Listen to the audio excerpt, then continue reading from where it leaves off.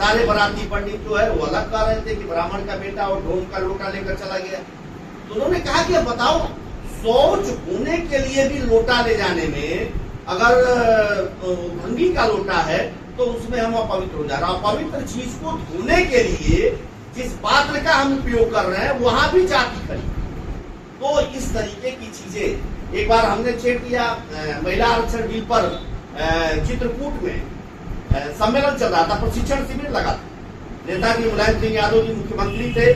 उन्होंने अपने भाषण के दौरान कहा कि मुझे इस बात का अफसोस है कि हमने महिला आरक्षण बिल दिया और महिला आरक्षण बिल से जो प्रधान से लेकर जिला पंचायत अध्यक्ष, ब्लॉक प्रमुख आदि पदों पर महिलाएं चुन के आ रही हैं, तो उनके पति वहां काबिल हो जा रहे हैं। प्रधान पति, प्रमुख पति, जिला पंचायत पति, एक नया पद सृजित हो गया। तो नेताजी ने कहा कि मुझको तो अब लगता है कि हमने महिलाओं को आरक्षण देकर गलत कर दिया। तो भाषण नेताजी का खत्म हो गया। अगले दिन हम लोग सुबह मिलने के लिए गए तो मैंने जनेश्वर जी को छेड़ा। चित्रकूट के धर्मशाला में ठहरे हुए थे। हमने जनेश्वर जी से कहा कि आदरणीय नेताजी, कल माननीय नेताजी ने भाषण में कहा कि मैंने महिला आरक्षण बिल दिया और महिला आरक्षण बिल का दुरुपयोग हो रहा है। पति जो है उन पदों पर बैठ जा रहे हैं, महिलाएं जो है वो नहीं पद पा रही हैं। तो मुझे तो लगता है कि हमने गलत कर दिया। हमने कहा कि नेताजी, अभी 10 वर्ष पहले उन्होंने इसको घोषित किया और 10 वर्ष में ही आप 1000 वर्ष से जिन महिलाओं को घूंघट में रखा गया है, हम 10 वर्ष में ही कैसे अपेक्षा कर सकते हैं कि वो पुरुषों के बराबर नेतृत्व करने के लिए चली आएंगे? हाँ, इस पर आपका क्या कहना है? तो चूंकि बात नेताजी की थी, मुलायम सिंह यादव जी की थी, तो जनेश्वर जी ने कहा कि अब इस पर सवाल तुम नेताजी से पूछना, हमसे क्यों पूछ रहे? वो इस बात पर कन्नी काट गए। लेकिन दूसरे तरीके से उन्होंने फिर अपनी आंख बंद किया दार्शनिक के लहजा में और आंख बंद करके उन्होंने कहा कि देखो ये समाज बड़ा गंदा है, बड़ा खराब है। और फिर पुरुषों को 2-4 भला बुरा कहते हुए उन्होंने कहा कि देखो, छोटे लेवल पर तुम समझो कि गांव में जब महिलाएं खाना बनाती हैं तो एक औरत रोटी बेलती है, तवा पर पकाती है और उसको उतारती है, और 4 मर्द अगर एक साथ बैठ गए खाने के लिए तो उनको गरम गरम रोटियां चाहिए। तो तवे पर एक ही रोटी बनेगी और 4 बैठे हुए हैं। तो वहां वो मेहनत कर रही है, आग के पास बैठी हुई है, आटा गूंथ करके उसको बेल करके रोटी पका रही है, और वहां भी उसको गाली सुननी पड़ती है कि हमको तुमने रोटी जल्दी नहीं दिया। तो ये मर्द बड़ा क्रूर होता है। तो उन्होंने दूसरे तरीके से नेताजी की बात का प्रतिकार भी नहीं किया और दूसरे तरह से पुरुषवादी जो वर्चस्व है उस पर भी उन्होंने प्रहार किया। तो इतनी माइन्यूटली सोच, इतनी गहन सोच समाज के प्रति और सामाजिक स्थिति के प्रति ऐसे लोगों की थी, जिनकी आज हम जयंती मना रहे हैं, आदरणीय जनेश्वर मिश्र जी।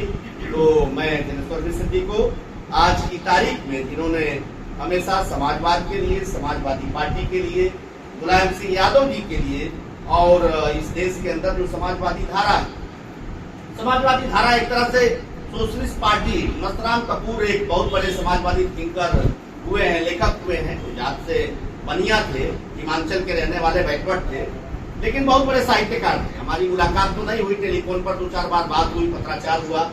मस्तराम कपूर ने संपूर्ण लोहिया साहित्य को संकलित किया है, जो छापा गया है, हमारे लाइब्रेरी में भी है। तो मस्तराम कपूर, जिसे हमारी बात हो रही थी एक बार, तो मस्तराम कपूर जी ने कहा कि देखिए, कुल ले देकर समाजवादी पार्टी इस देश की ऐसी पार्टी है कि जो लोहिया ने एक पार्टी गठित किया था, जो समाजवादियों ने, नरेंद्र देव जी ने, जयप्रकाश नारायण जी ने, लोहिया ने, अर्जुन पटवर्धन ने, अरुणा असफ अली ने, मधुलिमय, मधु दंडवत, जो तमाम नेता थे इस देश के समाजवादी धारा के। तो मस्तराम कपूर जी ने कहा कि उन्होंने उन लोगों ने जो एक कांग्रेस के मुकाबले सोशलिस्ट पार्टी बनाया, कम से कम मुलायम सिंह यादव जी उत्तर प्रदेश के अंदर समाजवादी पार्टी को गठित करके लोहिया के उस सपने को, लोहिया की उस पार्टी को जिंदा रखे हुए हैं और उसको आगे बढ़ा रहे हैं। इसलिए हम सभी लोगों को उसको मजबूत बनाना चाहिए। जनेश्वर जी का भी यही कहना है कि मुलायम सिंह यादव जी, डॉक्टर लोहिया की जो पार्टी थी सोशलिस्ट पार्टी, वो सोशलिस्ट पार्टी को समाजवादी पार्टी के रूप में खड़ा करके और पूरे देश के अंदर उस लोहियावाद को, लोहिया के उस समाजवादी धारा को जीवंत बनाए हुए हैं। इसलिए हम सभी लोगों को मिल करके और उस समाजवादी पार्टी को मजबूत बनाना है।